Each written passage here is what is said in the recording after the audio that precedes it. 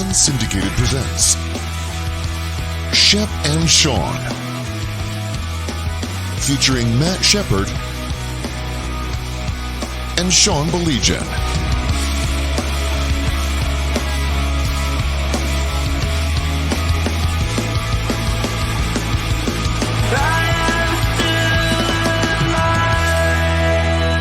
So what is up? It's just Sean. Shep had a commitment that he had to attend to. He's going to try to join us for what it's worth. He's going to try to join us at some time before the show ends. But you know what? Let's just roll. How you guys feeling? Everybody okay? Everybody okay today? No, you're not. All right, let's do it. Overreaction Monday. Overreaction Monday. How you feel about Overreaction Monday? How you feeling about that game yesterday? What can I possibly say about that game that could make you feel any better about that game? There were so many little plot twists in that game and so many, quite frankly, villains in that game. It is, I know it's easy to strictly blame Jared Goff.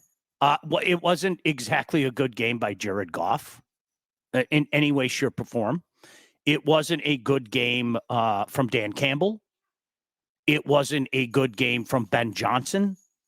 What happened in the 2-minute warning of both halves is absolutely inexcusable. Absolutely inexcusable. And you know what? To Dan Campbell's credit, he owned it. To Jared Goff's credit, he owned it. Okay? The first half, I think it speaks for itself. Taking points off the board, the clock running down, etc. What they were trying to accomplish really on both those drives with 2 minutes to go in the game, I'll never know. I thought the play calling was an absolute mystery. And I found myself using the same line that I do to my kids. Like, what are you hoping to accomplish here? What are you hoping to accomplish? I mean, that was the play calling to me. And I think that's what's frustrating about what happened. But let me pretty please, keep this in perspective. And I'm going to ask you to keep this in perspective. And I know that perspective isn't cool because we're supposed to rant and rave. And I remember many of you listened to me rant and rave many, many years ago. Okay. This is a different team with a different credit line, with a different roster, with different ownership. And I'm just not going to do it. Who knows? There might be time to do it. Who knows? You know, maybe hell by the bye week. By the bye week. They lose their next two. They're 1-3 going into the bye. Do we ring the alarm then? Do we ring the alarm in November? At what point in time do we ring the alarm? Now, I'm just going to speak for me, okay? And I'd love to hear what you guys are saying, okay? Get it off your chest. If it makes you feel better, do what you have to do, all right? I don't care if they go 10-7. I don't care. I've said this 100 times. I don't care if they go 10-7 and somebody else wins the division. I don't. Do I think that's going to happen? Nope. But I don't care if that happens. Do you know what I care about? I care about being that team at playoff time. That's the only thing I care about. I care about having a New York Giant metamorphosis. I care about the year the Packers last won the Super Bowl, where they kind of backed in. I care about that. That's what I care about. I care about what the Lions do when it counts. And I hope we don't get to the point in time where we're talking about it, where all of a sudden we're sitting back going, oh my gosh, it's 1992 all over again. I am not going to lose my mind over a loss against a pretty good team. My biggest fear yesterday, and I said this on the Woodward pregame show. I was doing the Woodward pregame show with my buddy Neil Rule. My biggest fear yesterday was everybody just overlooking Tampa and kind of forgetting that Tampa's a pretty good football team. And did the Lions take the gun out of the holster and shoot themselves in the foot multiple times? Absolutely they did. Absolutely they did. Have at it. Rip, tear, shred, do what you need to do. I'm serious, okay? But try to keep it in perspective. They're 1-1. It sucks to lose that way. A lot of the wounds were self-inflicted wounds. But I'm not going to lose my head about it. I'm not going to call for a quarterback change. I'm not going to call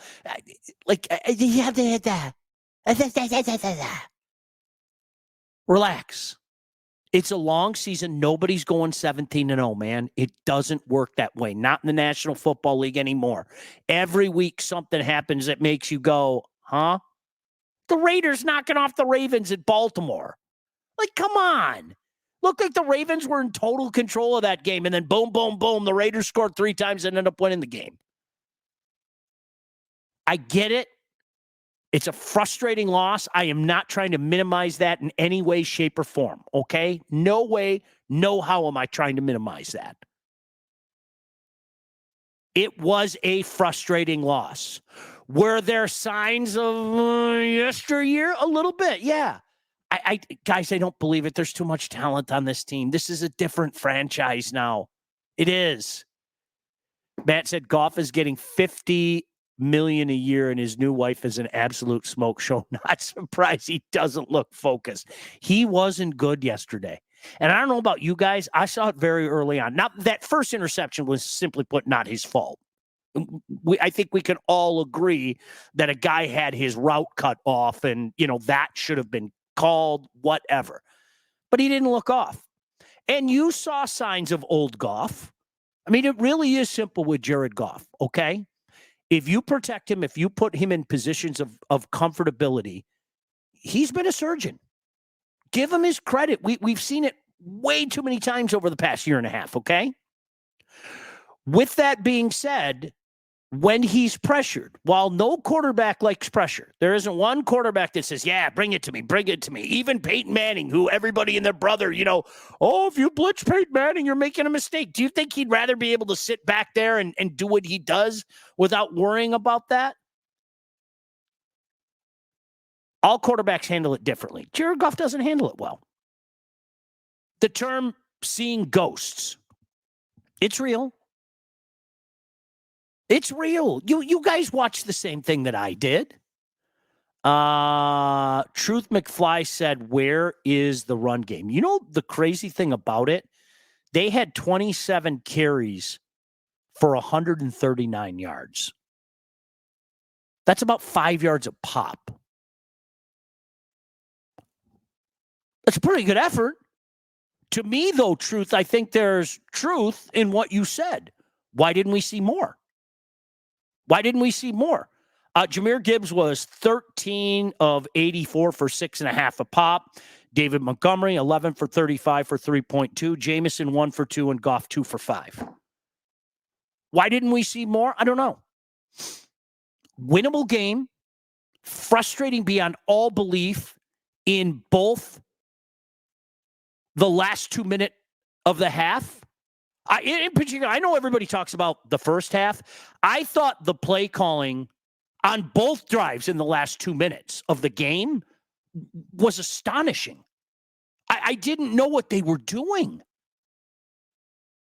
There were no cracks. There were no cracks at the end zone. It was really, really weird. Bill said, yeah, overreacting, entitled morons. Other NFL teams are good in other news. Water is wet.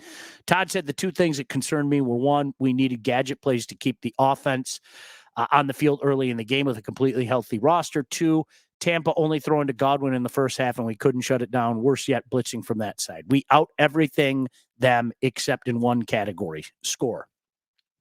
That's why it's frustrating. I mean, look at it. To Todd's point, like honestly, to Todd's point, passing first downs, Lions 16-9. Rushing first downs, Lions 7-3. First downs 26-14. Third down efficiency, 2 of 10 versus 7 of 17. Fourth downs, 3 of 5. Total plays, total yards, yards per play. I mean, what do you want to look at?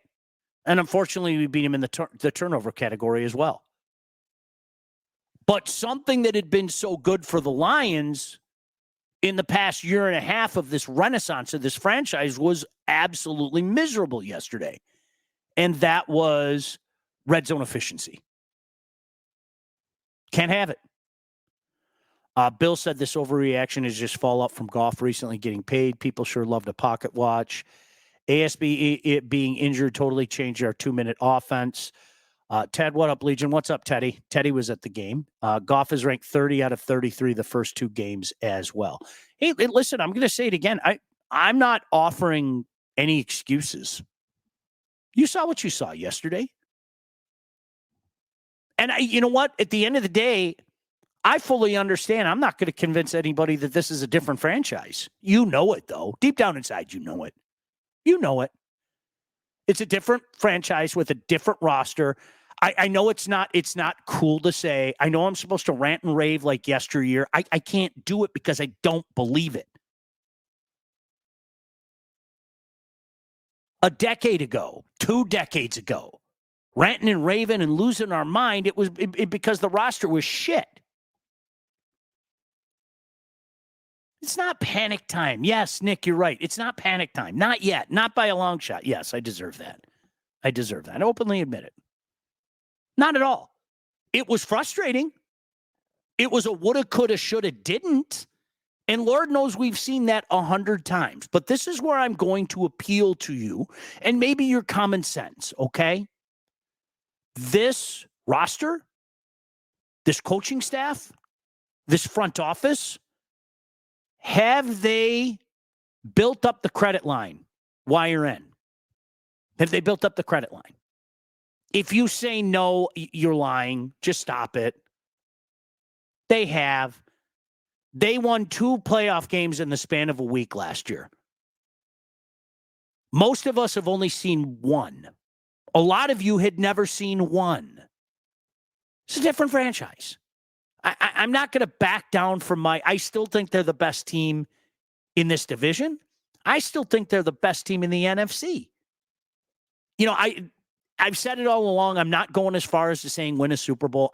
I'm not. I think that Kansas City is blessed and has so many things going in their favor, including some calls that just make you shake your head because it's Patrick Mahomes.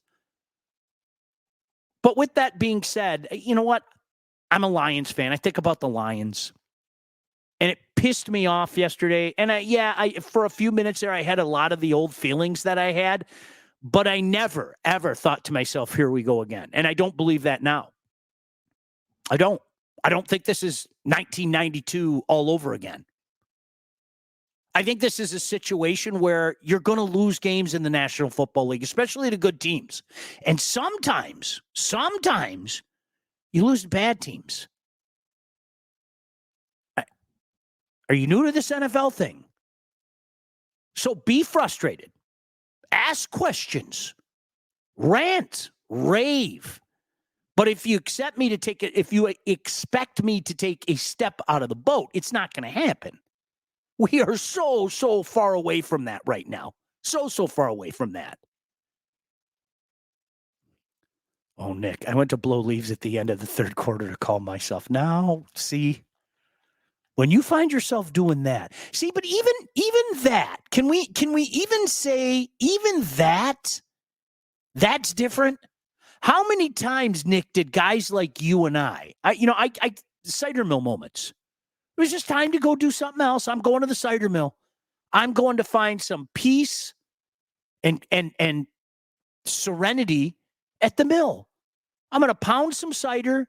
I'm probably going to eat 2 or 3 donuts because the Lions are down by 24 in the 3rd quarter. We don't have too many of those moments anymore. And it's been a long time since we had one. The Ravens game last year. Oh, was that a cider mill moment? I thought Gibbs was going to the house there at the end, so close. That's what's frustrating. It really was. It was a woulda, coulda, shoulda. They didn't. And I'm not going to lose sleep over it. I'm not going to say, here we go again. I'm not doing that. It's not time for it yet. When will be the time? Your guess is as good as mine. I don't know. Let's play a game of pretend. Again, if they lose out in the desert and they lose to the Seahawks and they limp into the bye at 1-3, we might have to have a conversation. And even then, the season's not done. I don't know. Love to get your thoughts on this. I'm not there, guys. Frustrating is one thing. A loss is one thing. Getting to that point where, oh, here we go again. Oh, and those three letters that I'm just not even going to say. I'm not going to say those letters. And you know what letters I'm talking about. I'm not going to bring them up because it's not, and it hasn't been for quite some time. Take care of Green Bay, Minnesota. And hold on a second. Where is that? Take care of Green Bay, Minnesota, and get to Thanksgiving north of 500. Our buddy JJ from Saginaw Heritage. Great message. Everyone calm down. The line from Roadhouse. It's time to be nice until it's time to not to be nice. It's okay to be frustrated. It's okay to be pissed. It's okay to say, Dan, bro. It's okay to say, Ben. Dude, what were you calling there at the end of the game? It's okay to say Jared Goff, kind of shades of that Goff at the end of the Rams tenure and early in the Lion tenure. You know why it's okay to say all of that? Because all of that is true. That's what we saw yesterday, right? But I'm not going to make some bombastic statement about, we all jumped the gun. I can't believe they did it to us again. There's too much talent on this team, man. There just is. Nick said, could be feeling like a Cowboy fan. I don't know how they do it to people every year. I'm not being funny. It is one of life's greatest. Jerry Jones is your general manager, man. And I can't tell you how many times a Cowboy fan has been mad at me for that. It's like, dude, what do you think's going to happen? Come on. This is a guy that openly, nope, nobody else doing that. I'm doing it. What do you expect to happen? Shauner is talking folks off the ledge today. I hope that people aren't on the ledge, right? Maybe a little bit this morning. That's why I'm glad I'm doing it tonight. Because I think people probably, keen operative word, probably are feeling less than. I'll tell you what I like to see. Can I focus on some positives? Remember what we talked about a couple months ago? And it's the same Dylan Larkin conversation, okay? I like Hutch. I think Hutch is a really good player. I think teams would love to have Hutch on them. I feel like there's another level there for Hutch. I said so before the season. I said I want to see him make that jump from being a very good, at times dominant player to being a dominant player. And I get it. You don't have to do it every play, okay? Lawrence Taylor didn't do it every play. Barry Sanders didn't do it every play. But you know what? I think we're seeing that there was a ceiling there for Hutch. And if he continues what he's done through the first two games, we're going to use that G word. And let's just say it rhymes with date. Not good, great. If he keeps this up, that's the step that we're looking for. And there's nothing wrong with asking for more. I think sometimes people get so worked up, and it's fandom. I get it. I totally get it. We love our own, and we have the tendency of putting them on a pedestal that maybe they don't necessarily belong on. Right? And I thought a lot of people were throwing around the G word about Hutchinson. I thought he had great moments. I thought when he took the Bears game over, in particular last year, it was like, damn. But I think to be great, you have to see great a lot of the time. I think he's taken a step this year, man. I really, truly do. I think he's taken a step this year. Hey, can we talk about Wealth Advantage Group for a moment? If you are ready to take charge of your financial future, look no further than the Wealth Advantage Group, located in historic downtown Northville and owned by those two guys right there, the Hanson brothers, with over 20 years of industry experience. They understand that your financial goals are as unique as you are. That's why they offer personalized expert guidance to help you navigate the complexities of financial planning. Now, whether you're saving for retirement, getting ready to sell your company, or already in retirement, they can help guide you through every step of your financial journey. They work with clients throughout all stages of life, and they have clients in over 20 states. I personally recommend these guys. They're great guys. They're great at their job. Give them a call because the investment world is a complex one. And if you're ready to start taking your finances more seriously, it might be time to work with the experts. Reach out to the Wealth Advantage Group at 248-773-8574 or view their website at www.thewealthadv.com. Lions fall yesterday 20-16. And I don't know when the Lions lost, was that important to you? Like, to a lot of the people, if you're watching this right now, and I promise you, I'm not going to chastise you and I'm not going to judge you. I'm not going to tell you how to feel after what was a crappy loss, okay? But would you have felt this way if the loss happened in the desert? Would you have felt this way if the first loss happened against Seattle? Like, oh, you had to lose the game before the bye. And, help me understand it. Because really what I've seen today, I've seen a lot of people being pissed off, man. A lot of it today. Sean, any issue with that late flag that ultimately decided the KC-Cincy game? It was questionable. That's why I'm saying it again, Bill. Like, honest, I think Kansas City's going to do what nobody else has done. I really do. I think they're winning 3 Super Bowls in a row. There are just so many things. Patrick Mahomes makes things happen. I think there is, whether people want to admit it or not, there's a benefit of the doubt feeling. And I'm not one into conspiracy theories or anything like that. But I think when you have a guy like Patrick Mahomes, when you have a team like the Kansas City Chiefs that have had such prolonged success now, I think more often than not, if a play's close, they get a benefit of a doubt that maybe another team won't. And I think that's perhaps a human nature thing. So I think there are just a lot of things that are working in the Chiefs' favor that make me say that they're going to win 3 Super Bowls in a row. And it starts with Patrick Mahomes. Like him or not, the guy's phenomenal. He is. And he's another guy. Sometimes he doesn't have his A game, and he finds a way to make a play when he has to. And the team always seems to find a way when they have to. And that's, like I said, I mean, some people sit back and say, I can't stand that. Oh, they're so lucky. They're blessed, whatever the case may be. I don't know. I'm more of the tip of the cap guy. Like, we're watching something that doesn't happen a lot in the National Football League, right? A team have that kind of success. And like I said, we've never seen a team win 3 Super Bowls in a row. And you think of all the dynasties or quote unquote dynasties out there by NFL standards. How's that? Whether it be the Steelers of the 70s and into the 80s, whether it be the Niners in the late 80s, whether it be the Cowboys of the early 90s, whether it be all those Pats teams, right? 3 in a row's never happened. I really think Kansas City's got a chance to do that. Nick said, I am just mad at a home loss against Tampa when I know Detroit is a better team. That's the frustrating part. You are absolutely fair. There's nothing wrong with saying that. As a matter of fact, Nick, I think you said it better than I can. While I'm not dismissing Tampa, I think Tampa's a pretty good team. I'm not the biggest Baker Mayfield guy.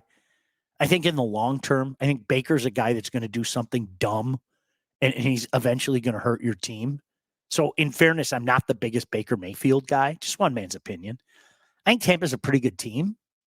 But if I may use your quote again, I know Detroit is a better team. That's the frustrating part. Yeah. And especially when you go down the numbers. I mean, honestly, and this is reason number 3,222, coming from a recovering stataholic, The numbers don't say everything.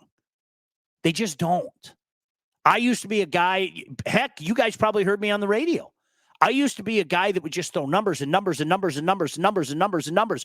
It's not like the numbers are wrong, but sometimes the numbers don't say everything. And yesterday's one of those examples. I mean, if I showed you those numbers from yesterday, wouldn't you think, oh, the Lions probably won that game by 10? It probably was ugly, 23-13, 24-14, some crap like that. But that's what those numbers look like. And no, it was Tampa. It was Tampa that found a way to win that game. So at the end of the day, I'm not going to go crazy over it. We'll know when, right? God forbid they go out to the desert next week and lose, though. Oh my gosh, I don't even want to think about it. People be losing their collective minds about that. Numbers tell a story, not the story. Absolutely right, Chris. No doubt about it. They tell a story. A lot of times it's a very accurate story, but it doesn't tell the story. You know, and I've learned that, trust me, over my career. Certainly not from fandom. Hell no. Fan Sean, he gets loony. I was loony yesterday. Trust me. My buddy Ted, who was in the chat a few minutes ago, I'm in a group text with him and another one of our, guys I've known my entire lifetime. I'm not joking. I look back after like 10 minutes after the game, we were saying batshit crazy stuff to each other. We were. Because in the moment, that's where you're at. You're speaking out of emotion. But I can say 24 hours later, like what people are saying about Jared Goff, how could I argue that right now? How can I argue that? No, I'm not going to say that, Jared Goff's going back to the Jared Goff of a couple of years ago. If you're saying something like that, I'm not with you. But if you're saying Jared Goff looked distracted yesterday, Jared Goff looked off, what am I going to do, lie to you? No, he didn't. Hater. Todd, if I had a dime for the amount of times I was called a hater in my life, you and I were just talking about this before the show started. Like, okay, seriously, we have a guy, I'm not going to mention any names, and maybe he's watching. I don't know. We have a guy that was really, really mad at us and accused me of sounding like another person in the Detroit media. Because are you ready? Are you ready for this? I said I can't believe that a program as good as Michigan doesn't have a quarterback.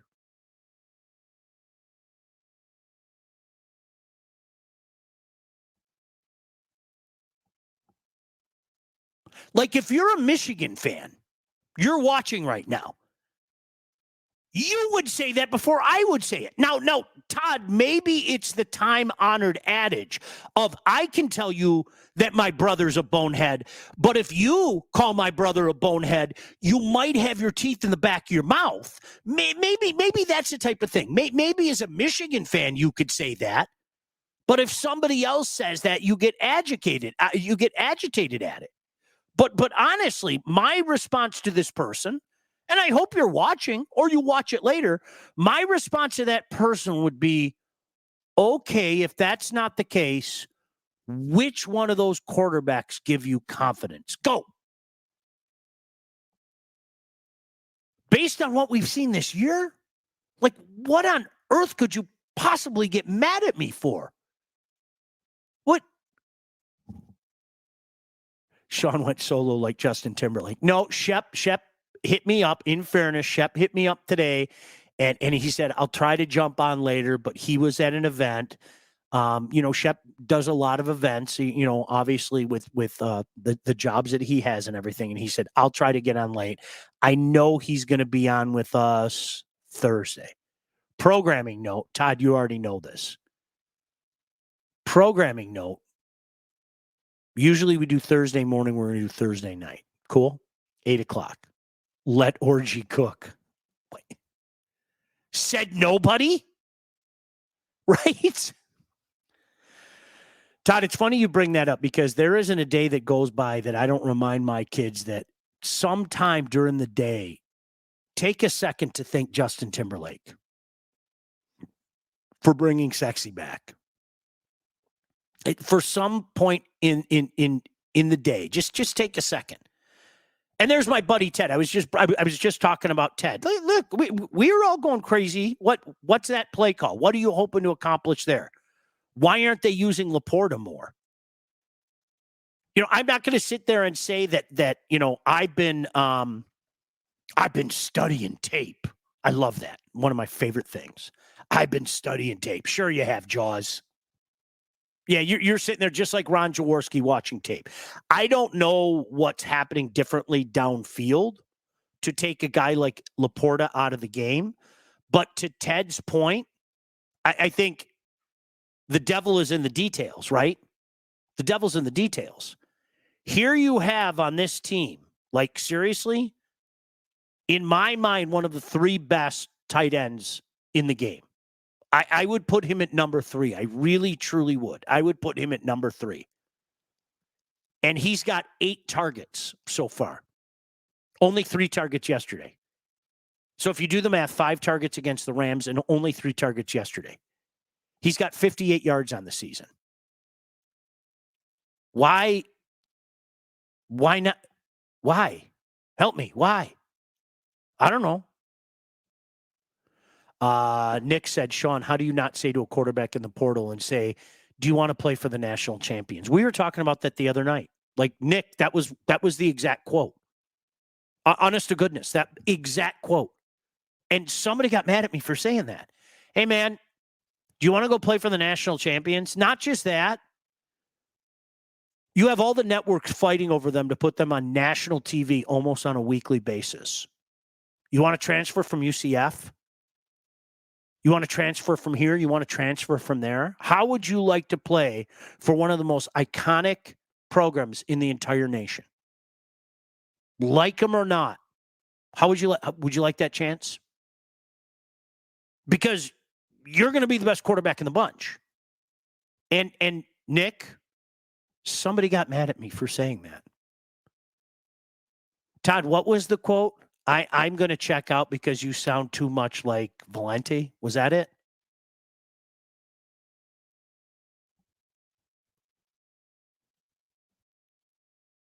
So are you happy with those guys? You feel good? You feel good about them? You feel good about those 2 quarterbacks? You didn't watch a game. Just admit it.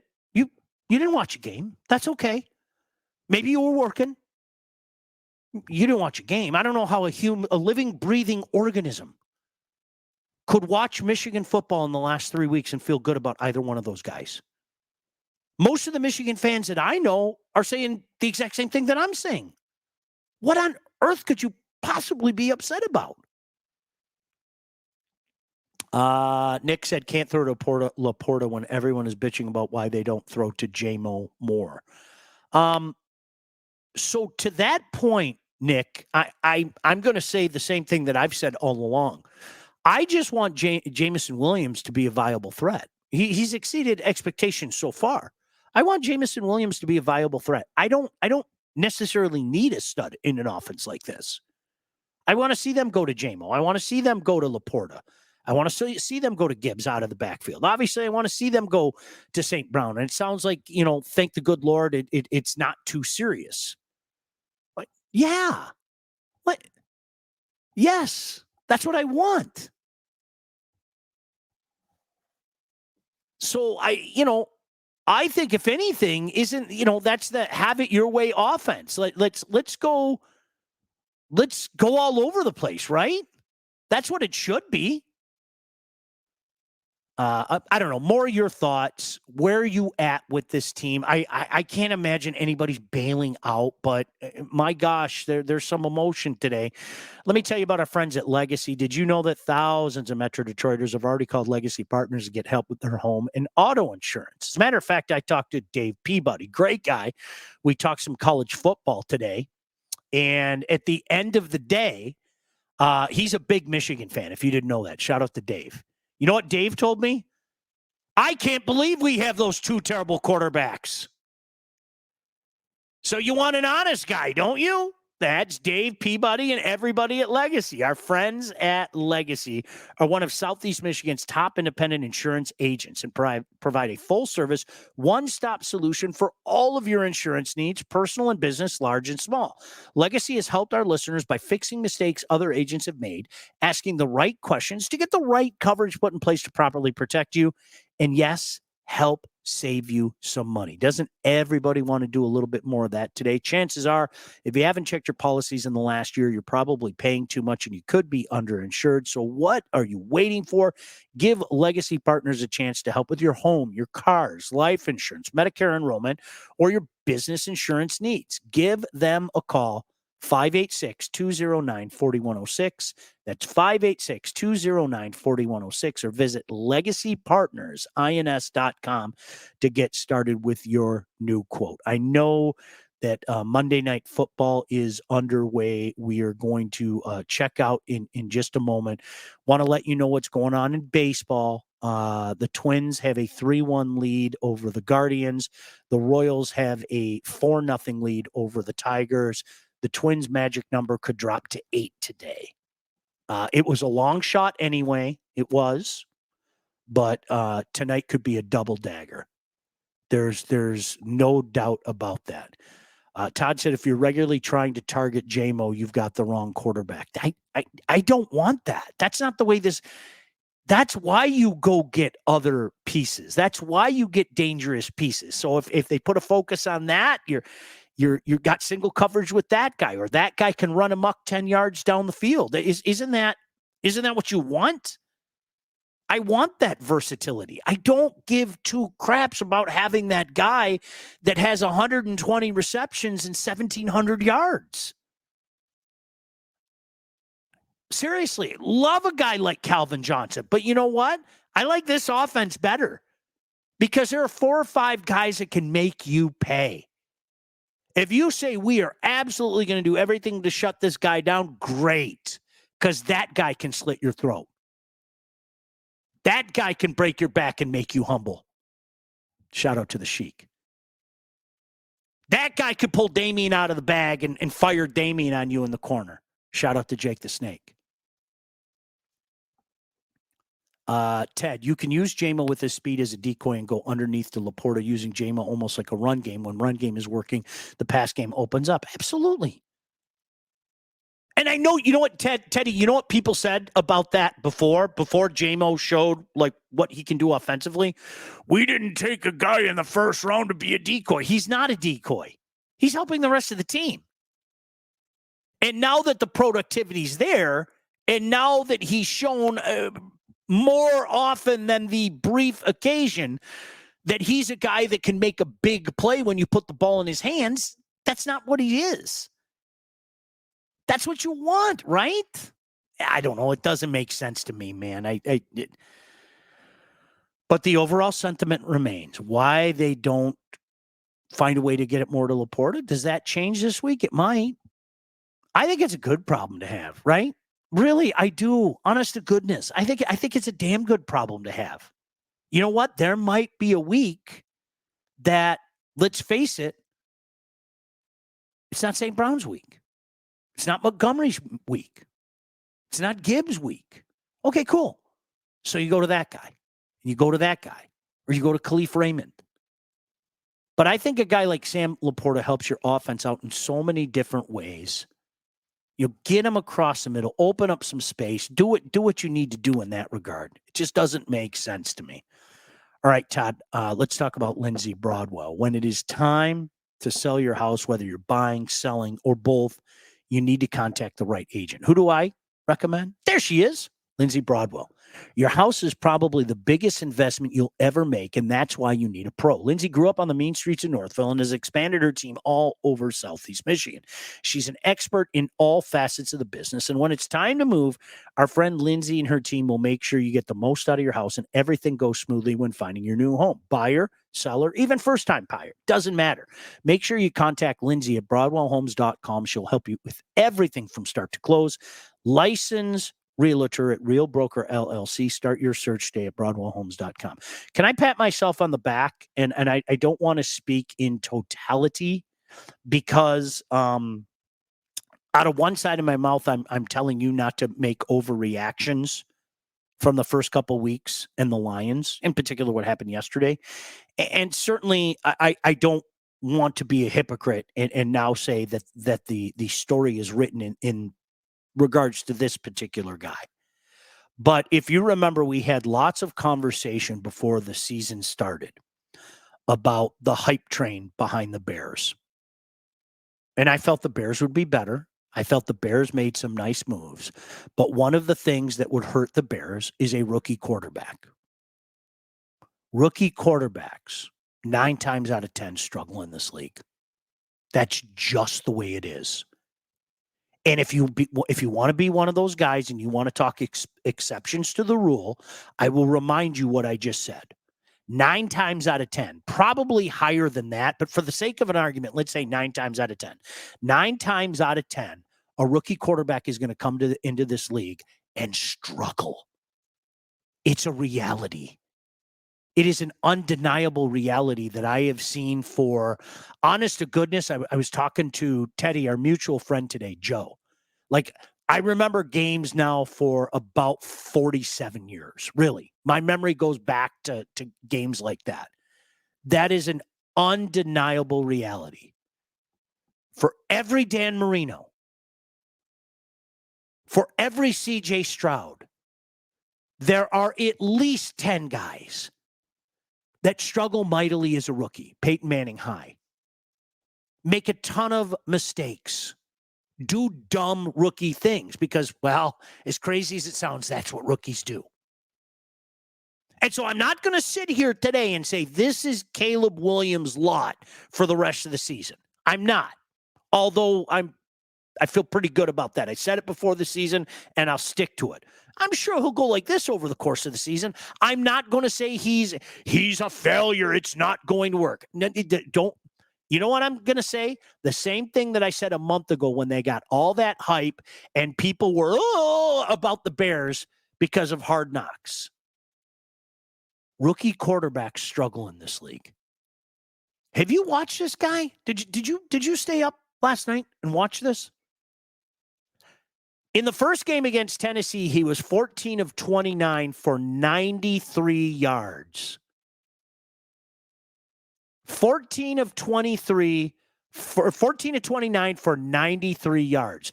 In the National Football League, a league that is set up for you to fire the ball around and don't forget about all the weapons Caleb's got, right?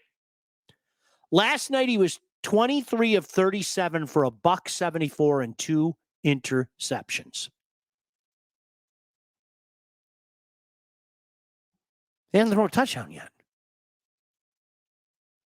He's got 267 yards in 2 games. Full stop. Pump the brakes on talking up rookies, man. I'm sorry. Maybe I'm old school. I'm Bill Parcells, okay? Rookies do dumb things. So to the people out there worried about Caleb Williams, I'll tell you what. I would be more terrified if Justin Fields was still there. Because at least Justin Fields, I mean, especially against the Lions, Justin Fields could run all over you. And we saw that way too many times. Just a hard watch. And again, I'm not even blaming him. I'm not making the blanket statement that Caleb Williams isn't going to work. Gordy, Chicago's where quarterbacks go to die. Look at the list over the last 30 years. I'm not even saying that he's going to be a failure. But for all the hype about the Bears, and Gordy, if I'm not mistaken, you're a Bears fan, and you even said there was too much hype. That's why. If you have to rely on a rookie quarterback, guys, I know I told this story before, and it was in conjunction with this very, very sentiment, okay? I will never forget being in the Lions locker room when they announced that they were benching Scott Mitchell, and you knew it was the end of the Scott Mitchell era. And they were handing the reins over to this kid out of Eastern Michigan by the name of Charlie Batch. It was like they let all the air out of the balloon. Every veteran in that room just kind of went, ugh. Because you know what you're doing at that time? You're kissing your season goodbye. No, it was a different era back then. Make no mistake about it. It was a different era back then. But veterans know. Rookies are going to do dumb things. Period. All right, Todd, one more read and then we got to get out of here. I want to go watch football. Is that okay with you guys? I want to go watch football. All About Catering LLC is a full-service caterer, graduations, weddings, bridal showers, corporate events, anything you need catering for from 25 to 4,000 people. All About Catering can and will take care of you. Customer service and satisfaction is their number one goal. They've taken care of me and my family, done a couple events. They can take care of you as well. So don't sweat your next big event. Just go to allaboutcateringllc.com today. Tell them that we sent you. Check out their menus, all their 5-star reviews. Give them a call, 586-731-1398 to get your event started. Teddy, it's almost time for Loser Fest. It's almost time for, is that who you're talking about? Lindsay? Is that who, Tommy Doyle and Lindsay? Absolutely. Who can forget? Todd, want to thank you. Thanks for the kind words, Nick.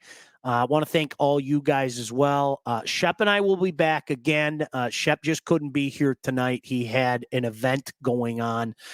So Shep and I will be back on Thursday night. We have a show going at 8:00.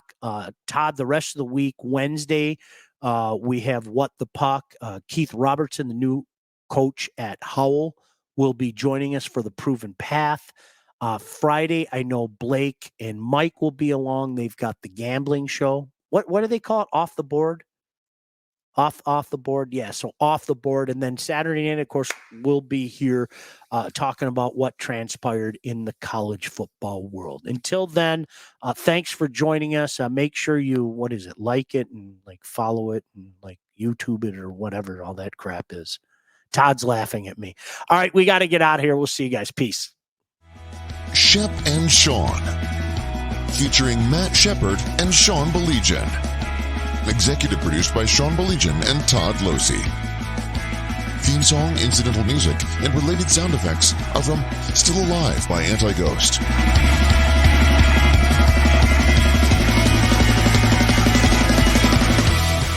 Engineering, mixing, and graphic design support provided by the Unsyndicated Podcast team. Don't forget to like and subscribe on all your favorite channels. While you're there, be sure to rate and review the podcast. Call the Unsyndicated hotline at 248-237-3257.